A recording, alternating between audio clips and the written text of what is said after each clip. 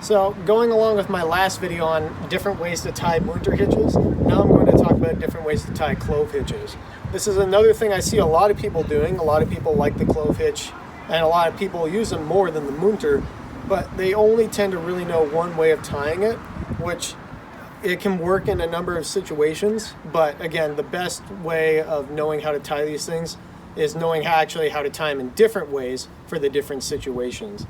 The first one I'm going to talk about is probably the most used way I personally do for my clove hitch, and that's when I get to the top of the pitch and want to secure myself to the anchor. One thing I do with my carabiners is I like to clip them down into the anchor and then flip them around. You guys have heard this as down and out and a couple other names, but that just helps work the carabiner the best, because now I can just open up the gate with one hand and then manipulate the rope with my other hand. The nice part about this way of tying the clove hitch is that you can add security for yourself by holding onto the anchor. Maybe the stance isn't quite as good as you would like it to be, and I only need one hand to make the clove, whereas in the air clove way, you have to take both hands off the anchor and maybe decrease your security. So what I'm going to do is hold the rope with one hand, and I'm going to grab the rope with my palm, and my thumb is facing down slope. And then what that does is it enables me to make one single half turn, drape that into the carabiner. You can see that half turn right there. And then what I'm going to do is grab the rope, again going downhill, back down to my belayer. Same exact way, thumb facing away, palm up. And I'm going to do that same exact half turn again. And I can pull it tight, and now I have a clove hitch. Another advantage to this is you can see how it keeps the ends of the clove hitch really neat. So I have my strand on this side and then the rest of the rope on that side. There's no extra twists in the system. And generally twists, sometimes you can live with them and then they don't really matter that much, but it really helps, especially the longer the route gets, to keep your rope and your systems as clean as possible. Or the more complex your systems get, again, it helps to keep them as clean as possible. It's important also to work with this so that way you can do it with your right hand or your left hand too. So you got to actually practice this. Some people like doing the clove hitch like this, where they just drape the rope in like normal, and then they reach around and then make that twist and clip the carabiner.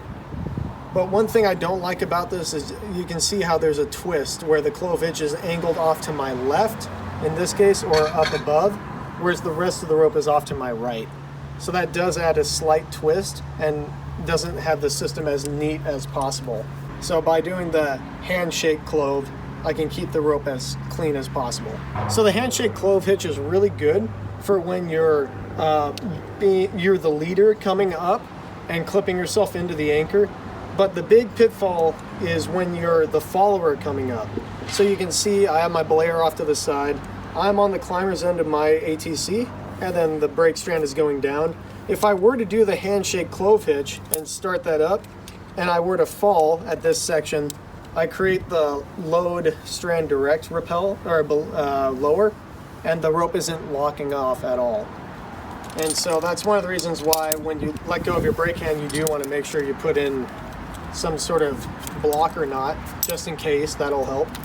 But really, to avoid that situation, that's where the second person has to use the air clove. So a couple different ways of making the air clove. One is you can make a loop where the right strand is over the left strand, and then you do the exact same loop, and then just put the second loop behind the first one. That makes a clove hitch. Another way people like to do it is they put their hands crossed like this, they pull the rope, and then that makes two loops, and then they can just slide those together, and that makes a clove hitch. So the way how I like to do it is I have my hands and I make the two separate loops. This one where it's on top, this one where it's on bottom. The bottom one slides over the top one, and then I put that into my carabiner, and I can adjust it. So that's a big pitfall. If you're seconding the pitch, you want to do the air clove, and then if you're leading the pitch, it's really nice to do the handshake clove. So already it's good to start off with two different ways of tying the clove hitch, just in your usual climbing repertoire.